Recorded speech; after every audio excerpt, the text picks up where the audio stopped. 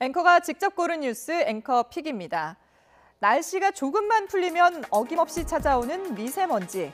중국에서 오염물질이 넘어오기도 하지만 우리 일상생활에서도 고농도 미세먼지에 노출될 수 있는데요. 특히 고기나 생선을 구울 때 고농도의 미세먼지가 나오기 때문에 꼭 환기가 필요합니다. 조선일보가 서울의 고깃집에서 미세먼지 농도를 측정해보니 처음 고기를 넣었을 땐 600 마이크로그램이었는데 기름이 사방에 튈 정도로 불판 온도가 높아지자 1013 마이크로그램을 기록하기도 했습니다. 관측 사상 최고치를 기록한 지난 14일 서울의 일평균 초미세먼지 농도 129 마이크로그램에 8배나 가까운 수치입니다. 생선을 요리할 때도 마찬가지인데요. 고등어를 구울 때 초미세먼지가 삼겹살을 구울 때보다 12배 이상 많이 나오는 것으로 조사됐습니다.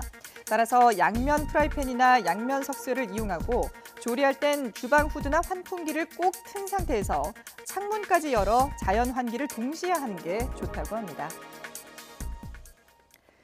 올해 연말정산은 주민등록등본 같은 서류를 전자문서로 전송할 수 있어서 여러모로 간소해졌죠. 이런 편리함이 올 연말 좀 더 확대될 예정입니다.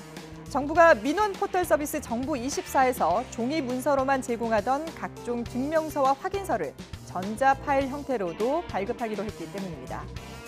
정부에서 발급하는 종이 증명서는 2017년 기준 8억 7천만 건에 달했는데요. 행정안전부는 이 가운데 10%만 전자증명서로 대체해도 교통비와 종이 보관 비용 등으로 연간 5천억 원의 사회적 비용을 줄일 수 있다고 밝혔습니다.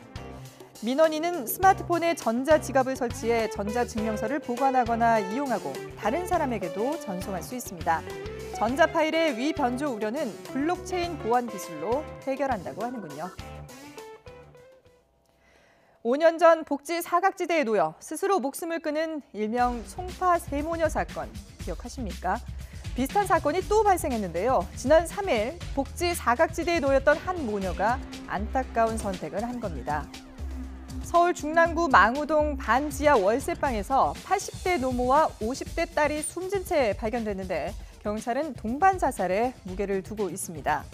이들 모녀는 33세제곱미터 남짓한 반지하 집에서 15년간 단둘이 살았는데요. 어머니는 치매를 앓았고 딸은 대학 시절부터 대인기피증에 시달렸다고 합니다.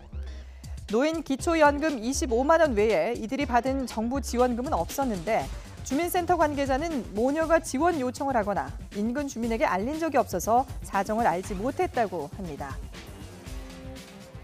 제2의 송파 세모녀 사건을 막겠다며 서울시가 위기 가정을 찾아다니는 인력을 자치구마다 배치하는 제도를 시행했지만 복지 사각지대는 여전한 실정입니다. 지금까지 앵커가 직접 고른 뉴스 앵커 픽이었습니다.